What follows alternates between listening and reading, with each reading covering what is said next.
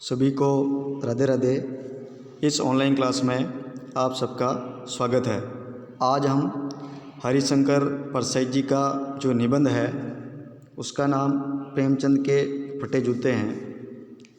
इस निबंध के बारे में अपन पढ़ेंगे।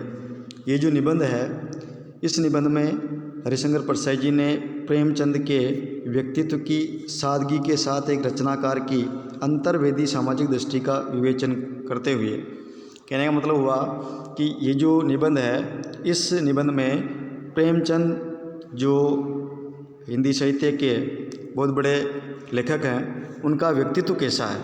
एक सादगीपूर्ण जीवन है, अर्थात सीधा साधा जीवन है। कोई दिखावे की बात नहीं करते हैं, सामान्य तरीके से अपना जीवन यापन करते हैं। वो किस प्रकार अपना जीवन यापन करते हैं तथा उनके मन के जो विचार वो क्या है, उन सब बातों का यहाँ पर इस निबंध में हरिशंकर जी ने विवेचन किया है।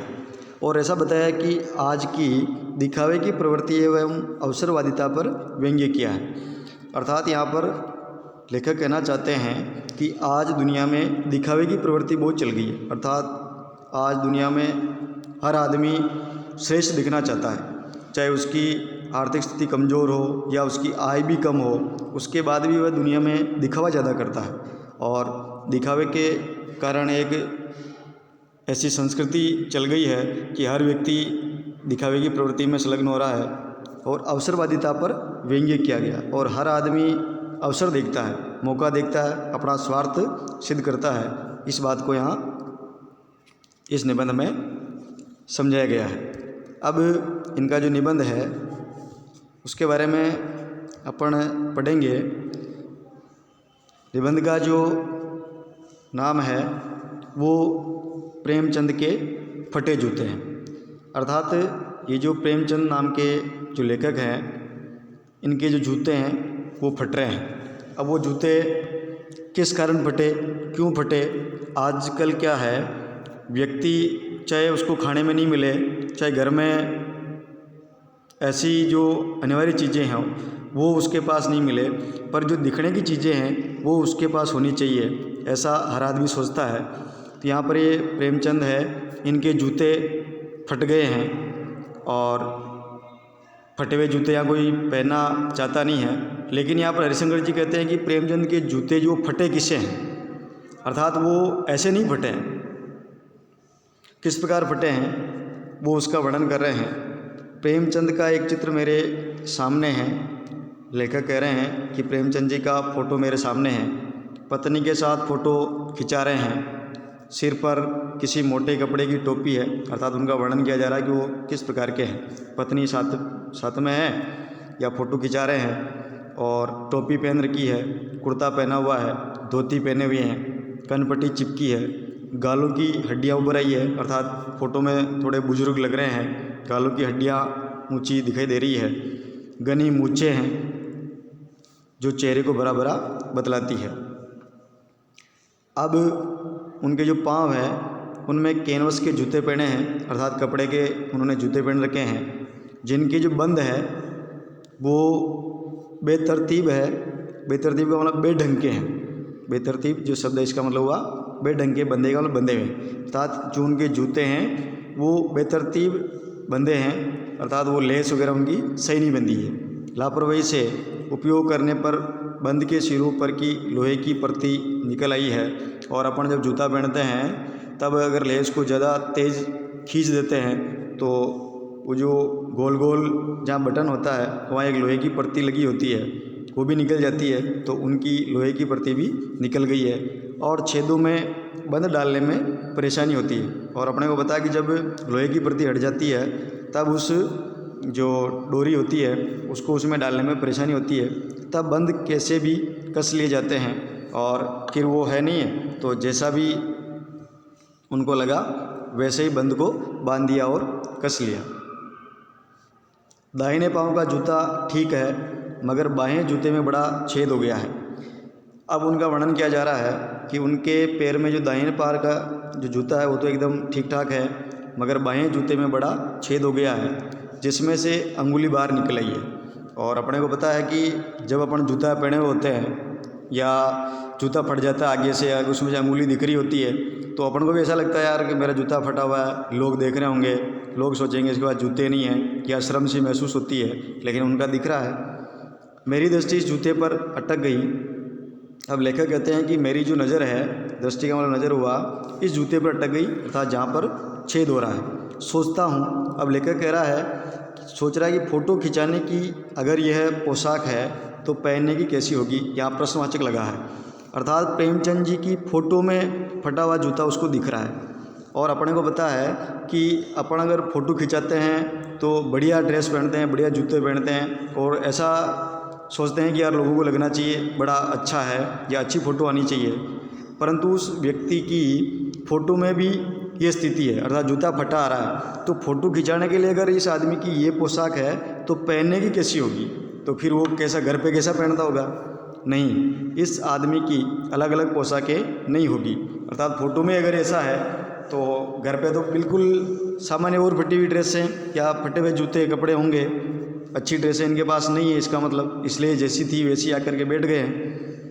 इसमें पोशाकें बदलने का गुण नहीं है, अर्थात ये ड्रेस जो पोशाक है वो बदलना नहीं जानते हैं, ये जैसा है वैसा ही फ़ोटो में खिंच जाता है। अर्थात ये प्रेमचंद जी जैसे दिखते हैं या जैसे हैं वैसे ही फ़ोटो में आ जाते हैं। फिर आगे कहते हैं कि मैं चेहरे की तरफ देखता हूँ, क्या तुम्हें मालूम है। अब हरिशंकर परसई उनके चेहरे की ओर देख रहे हैं और कहते हैं कि मेरे साहित्यिक पुरखे, कि हे मेरे साहित्य के पुरखे, जो शब्द हैं इसका मतलब अपन लेंगे पूर्वज। पूर्वज का मतलब पहले के, कि तुम्हारा जूता फट गया है और अंगुली बाहर दिख रही है। हरिशंकर जी कह रहे हैं कि हे मेरे पूर्वज साहित्य में अग्रणी, आपका जूता फट चुका है, अंगुली बाहर दिख रही है, क्या तुम्हें इसका जरा भी एहसास नहीं है? जरा लज्जा संकोच या झेप नहीं है? क्या आपको शर्म नहीं आ रही? क्या आपको लज्जित महसूस नहीं होते? क्या आप ऐसा नहीं सोचते हो कि यार मेरा जूता फटा हुआ है, लोग इसको देख कर ये क्या सोचेंगे, इसके पास जूता ही नहीं है, या पैसे नहीं है, या गरीब है, पता नहीं क्या क्या विचारेंगे? तो क्या आपको ऐसा नहीं लग रहा? क्या तुम इतना भी नहीं जानते कि धोती को थोड़ा नीचे खींच लेने से अंगुली ढक सकती है?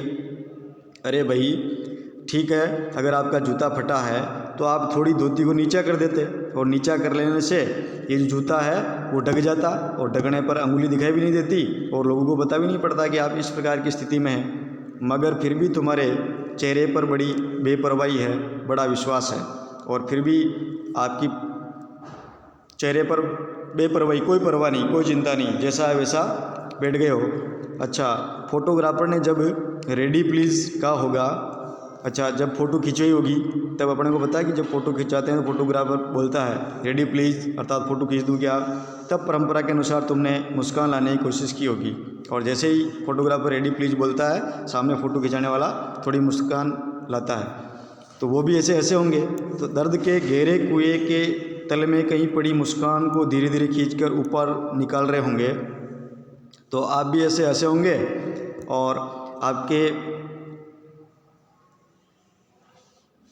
जीवन में दर्द बहुत है, तो दर्द के गहरे कुएं के तल में कहीं पड़ी मुस्कान को धीरे धीरे खींचकर ऊपर निकाल रहे होंगे। कहने का मतलब हुआ कि हंसी तो आप में है नहीं है, आप बहुत चिंतित है, दुखी हैं, लेकिन हंसी को निकाल रहे होंगे और हंसी पूरी आई नहीं होगी, उसके बीच में ही क्लिक करके फोटोग्राफर ने थैंक यू कह दिया होगा, और हंसी लाने से पहले ही फोटोग्राफर ने फ़ोटो खींच लिया होगा और कह दिया होगा थैंक यू, अर्थात फ़ोटो खींच गई है। चलिए, विचित्र है ये अधूरी मुस्कान, ये मुस्कान नहीं है, अर्थात ये विचित्र का मतलब हुआ अनोखी। ये आपकी जो मुस्कान है ये विचित्र है, अर्थात अनोखी है। ये अधूरी मुस्कान है, ये मुस्कान नहीं है, इसमें उपवास है, व्यंग्य है, अर्थात इस हंसी में व्यंग्य है, आप कुछ कहना चाहते हैं। ये कैसा आदमी है जो खुद तो फटे जूते पहने फ़ोटो खिंचा रहा है, पर किसी पर हंस भी रहा है, और फिर लेखक सोचता है कि ठीक है, अपनी कमी तो इसको दिख नहीं रही है, फटा जूता पहन लिया, फ़ोटो खिंचवा ली, और दूसरे पर हंस रहा है। अब दूसरे पर हंसने का मतलब वास्तविकता क्या है? लोग दिखावा करते हैं, इस दिखावे की जो प्रवृत्ति है, अवसरवादिता है, उस पर यहाँ पर लेखक हंस रहा है। फिर आगे कहा फ़ोटो ही खिंचाना था तो ठीक जूते पहन लेते या न खिंचाते। अरे भाई अगर आपको फ़ोटो ही खिंचवाना था तो जूते से ही पहन लेते या खिंचवाते ही नहीं। फ़ोटो न खिंचाने से क्या बिगड़ता था? फ़ोटो अगर नहीं भी खिंचाते तो क्या हो जाता? शायद पत्नी का आग्रह हो रहा हो, अर्थात पत्नी ने कहा हो कि चलो तुम फ़ोटो खिंचवाते हैं और आपने कह दिया होगा अच्छा चल भाई, और पत्नी के कहने पर आप चले गए होंगे, कहकर बैठ गए होंगे, अर्थात फ़ोटो खिंचवा ली होगी। मगर ये कितनी बड़ी ट्रेजेडी है, ये कितनी बड़ी समस्या है कि आदमी के पास फ़ोटो खिंचाने को भी जूता न हो। और आप अपने को पता है कि आजकल तो लोग क्या करते हैं, फ़ोटो खिंचाने के लिए किसी की चश्मा ले लेते हैं, किसी का शर्ट भी पहन लेते हैं, किसी के जूते भी दूसरे के पहन लेते हैं। अर्थात अपने पास नहीं है फिर भी दूसरे का लेकर के फ़ोटो में अच्छा दिखना चाहते हैं, लोगों को बताना चाहते हैं कि मैं इस प्रकार का व्यक्ति हूँ। लेकिन आप तो बिल्कुल ही इसके विपरीत हो। मैं तुम्हारी ये फ़ोटो देखते देखते तुम्हारे क्लेश को अपने भीतर महसूस करके जैसे रो पड़ना चाहता हूँ। अब हरिशंकर प्रसाद जी कहते हैं कि आपकी ये जो फ़ोटो है इसको देख करके मुझे लगता है कि आपके अंदर भीतर बहुत बड़ा दर्द है, क्लेश है, पीड़ा है, और उस पीड़ा को देख करके मुझे भी रोना आता है। मगर तुम्हारी आँखों का यह तीखा दर्द भरा व्यंग्य मुझे एकदम रोक देता है। लेकिन तुम्हारी जो आँखें हैं उसमें रोने का एहसास नहीं है, इन आँखों में व्यंग्य है, अर्थात इन आँखों से आप कुछ कहना चाहते हैं, और यही बात मुझे रोने से रोक देती है। तुम फ़ोटो का मैं तो नहीं समझते होते तो किसी से फ़ोटो खिंचाने के लिए जूते मांग लेते कि हे साहित्यिक पुरखे प्रेमचंद जी, आप फ़ोटो का मैं तो नहीं जानते हो, अगर फ़ोटो अच्छी दिखानी है, लोगों के सामने अपना थोड़ा स्तर बढ़ाना है तो आप दूसरे जूते मांग लेते।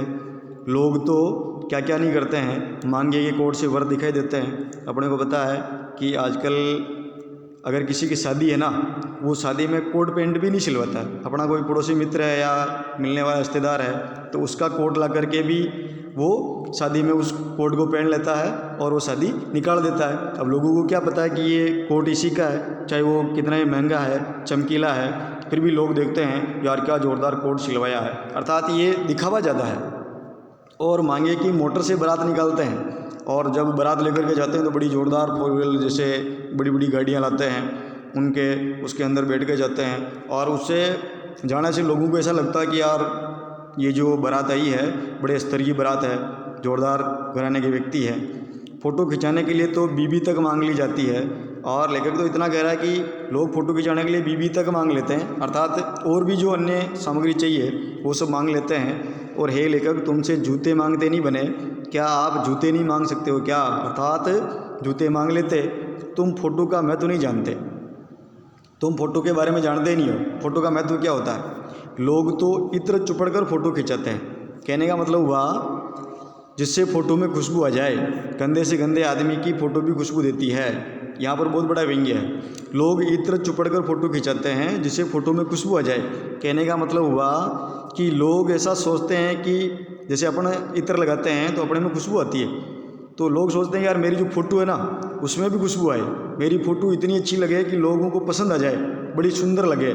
और गंदे से गंदे आदमी की भी फ़ोटो खुशबू देती है। इसका मतलब गंदे से गंदा आदमी है, चाहे उसके विचार ठीक नहीं है, वो बुरी सोच वाला व्यक्ति है या दूसरों का नुकसान करता है, हितैषी आदमी नहीं है और इतना गंदा व्यक्ति है, फिर भी आदमी की फ़ोटो, उस आदमी की फ़ोटो खुशबू देती है। अर्थात ऐसा व्यक्ति है, उसके बाद में भी फ़ोटो में वो बिल्कुल एकदम अच्छा लगता है, सुंदर बनने की कोशिश करता है, लोगों को दिखाना चाहता है कि मैं तो बिल्कुल अच्छा व्यक्ति हूँ। फिर आगे लेकर कहता है टोपी 8 आने में मिल जाती है और जूते उस ज़माने में भी 5 रुपये से कम में क्या मिलते होंगे। अगर अपन बात करते हैं तो टोपी अपने सिर पे होती है, उसका स्थान अपने सिर पे है, लेकिन उसका मूल्य बहुत कम 8 आना है। और जूते अपन पैर में पहनते हैं, लेकिन उस समय में जूते भी 5 रुपये में आया करते थे। जूता हमेशा टोपी से कीमती रहा है। कहने का मतलब हुआ जूता हमेशा टोपी से कीमती रहा है। यहाँ पर ये जो जूता शब्द आया ना, ये जूता शब्द धनिक वर्ग के लिए हैं, पैसे वाले लोगों के लिए हैं, जो भ्रष्टाचारी लोग उनके लिए हैं, जो दिखावा करते हैं, धन दौलत ऐंठते हैं और दुनिया में अपने आप को धनवान से साबित करते हैं, ऐसे जो लोग हैं उनको जूता कहा गया है। ये सब जूते हैं और ये हमेशा टोपी से कीमती रहा है। अर्थात टोपी का मतलब यहाँ पर सज्जन व्यक्ति से हैं, सामान्य व्यक्ति से हैं, सरल सादगीपूर्ण व्यक्ति है उससे हैं। अब तो जूते की कीमत और बढ़ गई है। अर्थात ये जो धनिक वर्ग के लोग हैं, पैसे वाले लोग हैं, भ्रष्टाचारी लोग हैं, स्वार्थी व्यक्ति हैं, इनका समाज में एक और स्तर बढ़ गया है। इनकी बहुत ज़्यादा वैल्यू हो गई है, लोग इन्हीं के आगे पीछे घूमते हैं। और एक जूते पर 25 टोपियाँ न्यौछावर होती है। कहने का मतलब हुआ कि एक अगर जूता धनिक वर्ग है, एक जो क्या दिखावा करने वाला व्यक्ति है, उस पर 25 टोपियाँ का मतलब अनेक व्यक्ति जो सरल सादगीपूर्ण जीवन वाले होते हैं या सामान्य व्यक्ति होते हैं, वो उनके आगे पीछे घूमते हैं। अर्थात यहाँ पर जो जीवन स्तर है उसकी बात की जा रही है। तुम भी जूते और टोपी के आनुपातिक मूल्य के मारे हुए थे। ये विडंबना मुझे इतनी तीव्रता से पहले कभी नहीं चुभी जितनी आज चुभ रही है कि आप टोपी की तरह हैं। जब मैं तुम्हारा फटा जूता देख रहा हूँ और जब मैं तुम्हारा फटा जूता देखता हूँ तब मुझे लगता है यार आप किस प्रकार के व्यक्ति हैं। तुम महान कथाकार हो, हिंदी साहित्य में उपन्यास सम्राट हो, युग प्रवर्तक हो, जाने क्या क्या कहलाते थे, मगर फोटो में भी तुम्हारा जूता फटा हुआ है। अर्थात हिंदी साहित्य में प्रेमचंद को बहुत बड़ा व्यक्ति माना गया है, महान कथाकार माना है, उपन्यास सम्राट का है, युग प्रवर्तक का है, पता नहीं क्या क्या कहते हैं। उसके बाद में भी आपने जो फ़ोटो खिंचवाई है ना, उस फोटो में तुम्हारा जूता फटा हुआ है। कहने का मतलब आपके काम इतने बढ़िया है, आप इतने बड़े व्यक्तित्व वाले व्यक्ति हैं, उसके बाद भी फ़ोटो में तुम्हारा जूता फट रहा है, तो आपको खुद को ही लगना चाहिए यार मेरे जो काम है या मेरा जो एक स्तर है उसके अनुसार मैं नहीं दिख रहा हूँ, तो आपको जूता फटा जो है वो नहीं पहनना चाहिए। इस प्रकार यहाँ पर इस पाठ में व्यंग्य किया गया है।